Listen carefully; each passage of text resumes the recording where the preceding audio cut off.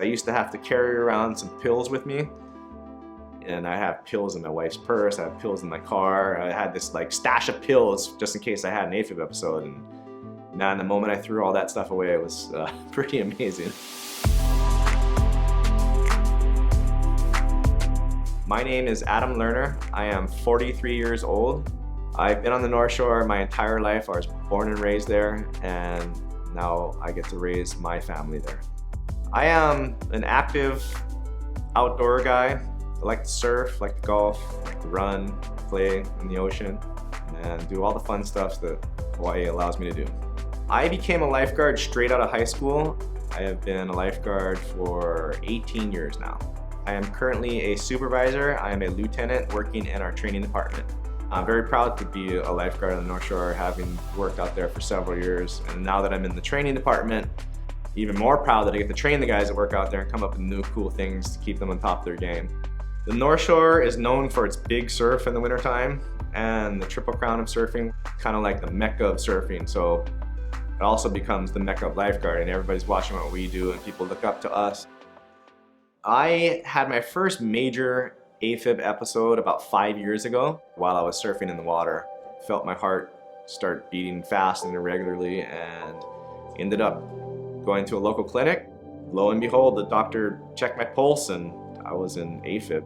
So it ended up in the hospital for a few nights where I was converted back to a regular rhythm overnight just through medication. Coming out of that first episode, I was a little scared, nervous, didn't know what it was. I feel like I'm fit and in shape, I'm a lifeguard, and I just got mad at myself initially, like why is this happening to me, you know, a little bit of depression, and then the anxiety came with it. So whenever I had an episode, I would take medication, and for the most part, you know, I was dealing with it. But in my capacity as a lifeguard, that's where it started hitting me the hardest, I think. I started worried about it happening. Much as I tried to combat it with meds and being the tough guy and training, it just started affecting me in a capacity where I didn't want to do much because I was worried about the next episode and when it was going to happen. I was referred to Dr. Singh from my primary care physician. My name is David Singh. I'm an electrophysiologist at the Queens Medical Center in Honolulu, Hawaii. Adam was referred to me after being diagnosed with atrial fibrillation many years beforehand. Adam's symptoms were really quite typical of many AFib patients. He would get short of breath. He experienced reduced exercise capacity, which for him as a lifeguard was obviously very important. And overall, he just felt like he wasn't able to perform at his peak level. During that period of time, he was tried on a lot of different medications. Some medications work really well for patients with AFib, but often the treatment with antiarrhythmic medications is worse than the disease. I really felt that ablation was the best strategy to help restore his quality of life to what it was before this disease started.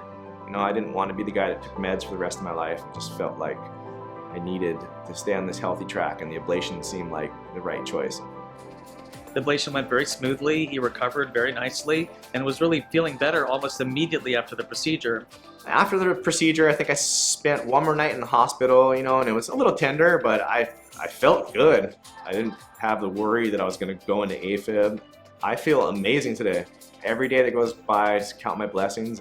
What I would say is if you have atrial fibrillation and you feel like medications aren't working and you have symptoms and feel like it's really affecting your quality of life, ask your doctor, ask them whether catheter ablation might be the right thing for you.